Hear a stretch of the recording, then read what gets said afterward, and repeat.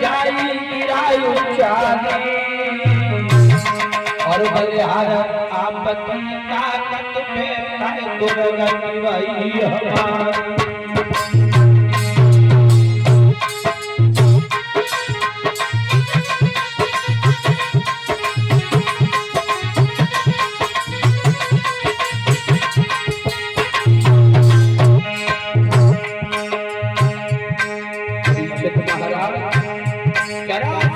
भगत में पहुंच गई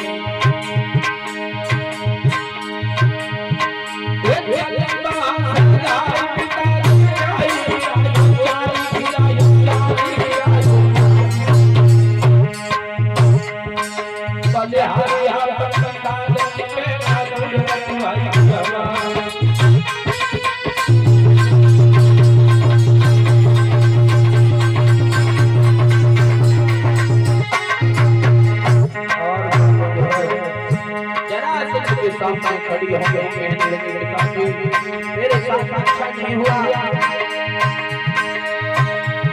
मेरे पिता के बड़े सके नहीं आए पिता बलधारी पिता बलधारी पिता बलधारी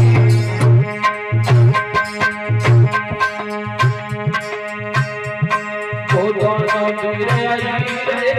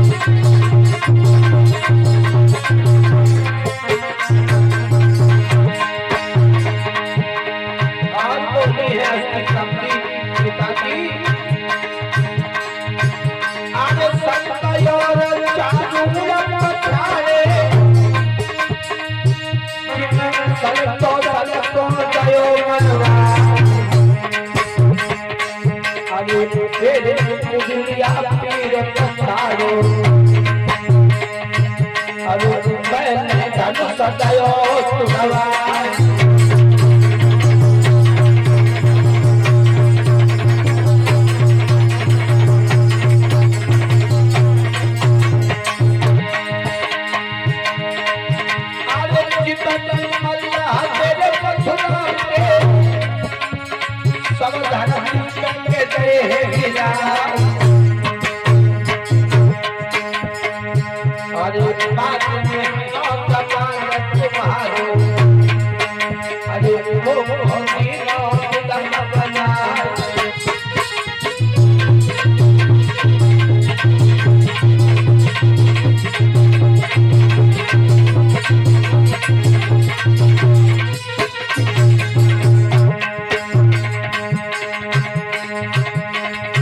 Yeah.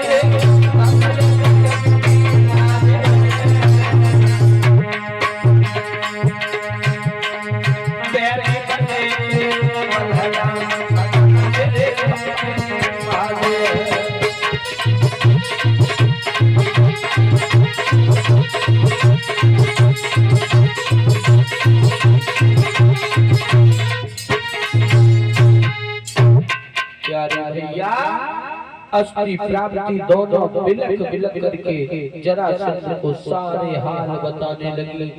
पिताजी मथुरा से दो बालक आए हैं, बड़े बलवान हैं। वृंदावन से दो बालक आए हैं जिन दोनों का नाम कृष्ण बलराम है। दोनों ने मिलकर के मथुरा के बड़े बड़े योद्धाओं को धूल में मिला दिया। आपका दिया हुआ जो कुबलिया पीर हाथी था उसको भी मार दिया और पिताजी अंत में तुम्हारे दामाद को भी मार दिया। मेरा जीवन बर्बाद कर दिया पिताजी। बिना पति के अब मैं कहां जाऊंगी, कैसे रहूंगी।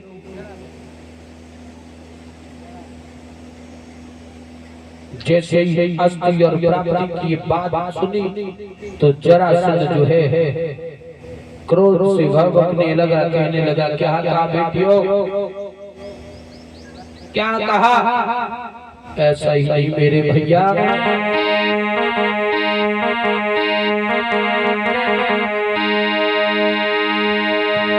अरे सोने के दिन के बेना सोना भाई तबाड़ो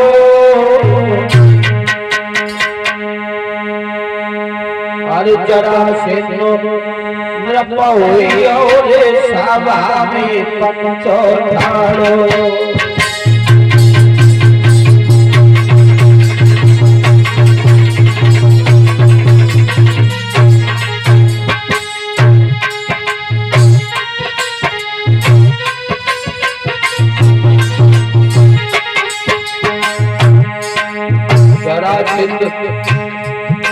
बच्ची से खूब बड़ा कहने लगा क्या कहा बेटियों,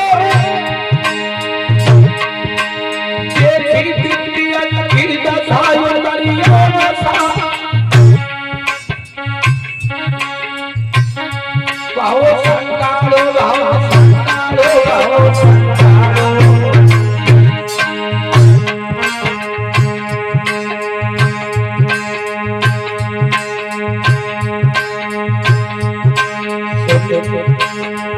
के मुआ को नाम ले लियो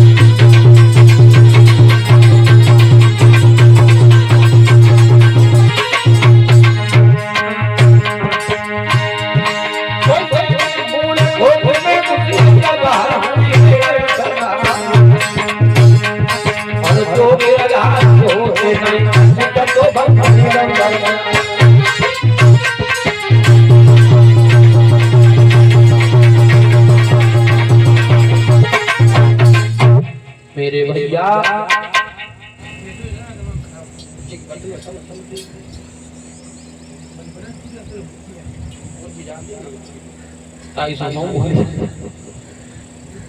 प्यारे भैया जरासंध क्रोध में जलने लगा और बेटियों से कहा चिंता ना करो, किसने मेरे दामाद को मारा मैं उसको जिंदा नहीं छोड़ूंगा। और जरासंध ने अपनी भारी सेना को तैयार किया और मथुरा के लिए चला। परीक्षित महाराज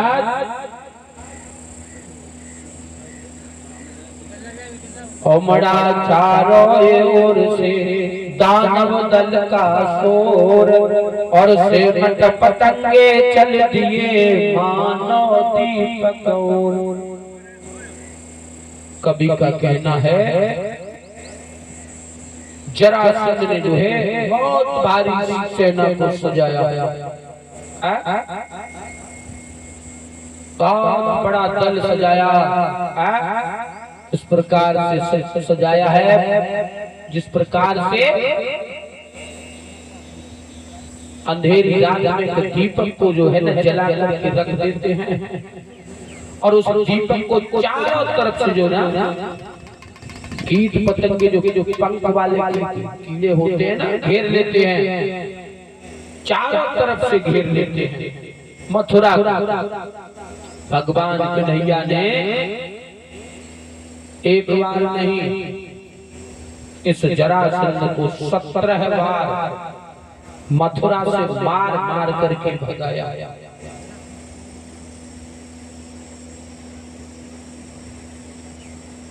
जरासंध को मार मार करके भगाया। ये जरासंध जो है पुनः मगध में चला गया। अब तो महाराज भगवान कन्हैया मथुरा में जो है मामा उग्रसेन के साथ बड़े प्रेम से जो है मथुरा का तखत संभालने लगे, राज चलाने लगे। इधर देव ऋषि नारद ने देखा पापी तो मारा गया और एक जो है कालियावन नाम का दैत्य था, कालियावन नाम का दैत्य था। नारद जी मन में विचार करने लगे इस पापी का भी उद्धार करना चाहिए। भगवान तो आराम से मथुरा में राज चलाने लगे और ये पापी तो भी जिंदा ही है। देव ऋषि नारद ने एक दिन कालियावन के दरबार में जाकर के पहुंचे और जैसे ही पहुंचे कालियावन से कहने लगे तुम तो बहुत बड़े बहुत बलवान हो, तुम्हें कोई मार नहीं सकता। और एक बात और है, मथुरा का तख्त खाली है, मथुरा का राजा कंस मारा गया। दो छोटे छोटे बालकों ने कंस को मार दिया, तुम चले जाओ और दोनों बालकों को भगा देना मार करके, दोनों बालकों को मार करके भगा देना और मथुरा पर निष्कंटक राज करो। कालियावन के दिमाग में आ गया और कालियावन जो है सेना को सजा करके मथुरा में पहुंचा और भगवान को जो है भगवान को ललकारने लगा। भगवान पीछे से बाहर आए, देखा तो कालियावन की सेना ने पूरी मथुरा को घेर घेर रखा। भगवान कहने लगे कालियावन हम तुमसे यहाँ युद्ध नहीं करेंगे। कालियावन कहने लगा तो कहाँ करोगे? बोले एकांत में चलेंगे। भगवान जानते थे कि कालियावन को जो है श्राप लगा हुआ है, वरदान मिला हुआ है कि कालियावन को कोई यदुवंशी नहीं मार सकता। भगवान समझ गए कि कालियावन को मैं नहीं मार सकता हूँ, तो कालियावन से चाल चली और कहने लगी कालियावन हम यहाँ पर आपसे युद्ध नहीं कर सकते, तो कहाँ करोगे? चलो एकांत में चलते हैं, एकांत में चल करके आपसे युद्ध करेंगे। लेकिन शर्त होगी, क्या शर्त होगी? शर्त ये होगी कि ना तो हमारे साथ कोई सेना जाएगी, एक मंत्री भी हमारे साथ नहीं जाएगा और ना तुम्हारे साथ कोई जाएगा। हम और आपका अकेले अकेले युद्ध होगा। परीक्षित महाराज उसी समय जो है कालियावन को भगवान की शर्त मंजूर हो गई और कालियावन भगवान दोनों आगे बढ़ते चले गए, बढ़ते चले गए। कहाँ पहुंचे? धौलागिरी की गुफा। उस गुफा के अंदर राजा मुचकुंद जो थे विश्राम कर रहे थे। इन्हें मुचकुंद को ऋषि के नाम से भी जाना जाता है, लेकिन वो राजा थे। देवासुर संग्राम में सब देवताओं ने जब दैत्यों से युद्ध किया था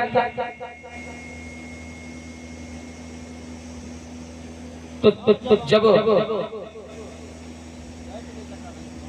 सब देवताओं को भगवान जब दैत्यों से विजय हासिल की देवताओं ने, तब भगवान सबको कुछ न कुछ वरदान देते थे। तो ये राजा मुचकुंद भी गए हुए थे देवताओं के साथ युद्ध करने। भगवान ने पूछा तुम्हें क्या चाहिए, मांग लो तुम भी।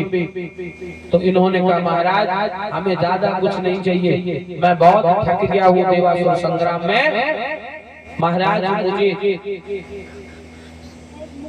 सोना है। और महाराज तब तक सोना है जब तक मैं अपनी मर्जी से ना जगूं। तो भगवान ने इन्हें वरदान दिया था कि जाओ तुम अपनी मर्जी से ही जगोगे, और तुम्हें कोई बीच में जगाएगा तो वो आपकी दृष्टि पड़ते ही भस्म हो जाएगा। वही राजा मुचकुंद जो है आज धौलागिरी की गुफा में जो है पड़े हैं, विश्राम कर रहे हैं। भगवान वहीं ले गए उसी धौलागिरी के पास, और भगवान से जरा कालियावन कहने लगा कन्हैया युद्ध करो। भगवान कहने लगे मैं तुम्हारे साथ युद्ध नहीं कर सकता हूँ, और भगवान ने भागना प्रारंभ कर दिया। भगवान भागते गए और उस गुफा में जाकर के घुस गए जहाँ पर मुचकुंद सो रहे थे। भगवान ने जल्दी से जाकर के अपना जो पीताम्बर था मुचकुंद के ऊपर डाल दिया, और भगवान कोने में छुप गए। कालियावन आगे बढ़ता चला गया। कालियावन ने देखा वाह जी वाह, सोने का बहाना कर रहा है। तुझे शायद ये नहीं मालूम कि आज तक मैंने कभी सोचे पर पार नहीं किया, लेकिन आज तुझे छोड़ूंगा भी नहीं, तुझे छोड़ूंगा भी नहीं। और कालियावन ने आगे बढ़कर के परीक्षित महाराज उस पीताम्बर को खींचा, जो पीताम्बर मुचकुंद के ऊपर पड़ा था। अंधेरी गुफा में नहीं समझ पाया ये कालियावन कि मुचकुंद सो रहे हैं। पीताम्बर को खींचा और आगे बढ़कर के कालियावन ने मुचकुंद ऋषि पर लात का प्रहार किया, और जैसे लात का प्रहार किया मुचकुंद की निद्रा टूटी। जैसे निद्रा टूटी तो मुचकुंद की नेत्र खुले, देखा तो कालियावन खड़ा हुआ था। जैसे कालियावन पर मुचकुंद की दृष्टि पड़ी तो मुचकुंद जो कालियावन जो है मुचकुंद की दृष्टि पड़ते ही जल करके भस्म हो गया।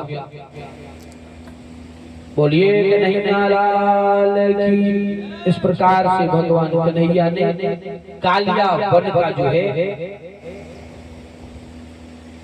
वध करवाया मुचकुंद ऋषि के द्वारा।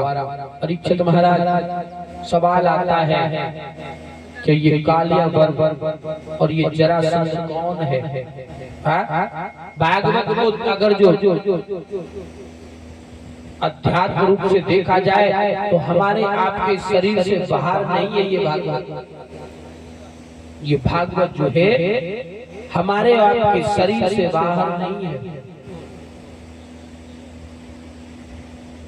ये जरासंध कौन बताया गया मालूम है? जरासंध कोई गैर नहीं है, कोई और नहीं है। जरासंध हमारा और आपका बुढ़ापा है। बार बार आता है, लेकिन हम जो है बाय छुपाए की कोशिश करते नहीं करते। सबसे पहले हल्के से बाल सफेद होंगे, तब हम लोग क्या करें डाई, फिर दांत हलिए, दांत में दर्द हो, ये दांत हलिए। दूसरी बार जब चढ़ाई करिए फिर दृष्टि जाएगी, नेत्रहीन बनोगे।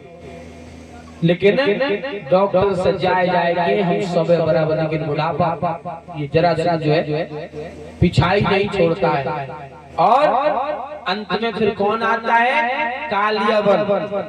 जरासंध की जब पेश नहीं जाती है, बार बार जो है अपना अपना कोप तो दिखाता है, लेकिन जब इंसान के सामने जब चाल ना चल पाए, दांत खड़ जाए तो गए डेंटल के पास, दांत लगवाया है, दृष्टि कम हो गई तो गए आंखें बनवाया है, बाल सफेद हुए डाई करवाए।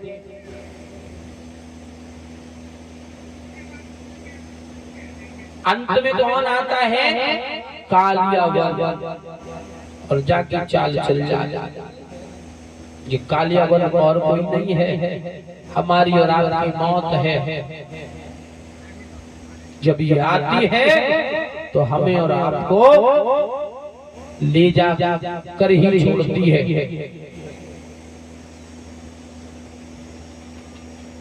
कोई हमारे और आपके शरीर से ये भागवत कथा जो है अलग नहीं है।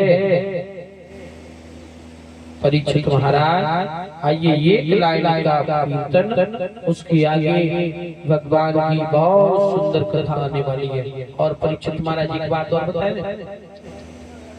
18वीं बार जरासंध ने फिर से, जरासंध ने 18वीं बार फिर जो है चढ़ाई की मथुरा पर।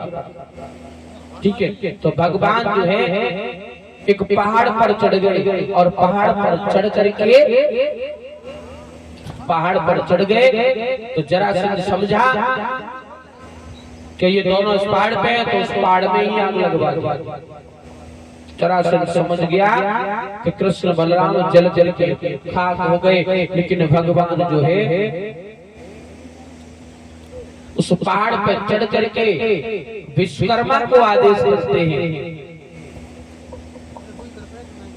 जो बीचा बीच समुद्र में विश्वकर्मा ने जाकर के एक 12 कोस लंबी चौड़ी एक नगरी बनाई है, जिसका नाम रखा गया द्वारिका। भगवान उसी पहाड़ से होकर के एक गुफा के अंदर जाकर के कहां निकले? द्वारिका। भगवान कन्हैया द्वारिका में पहुंच गए।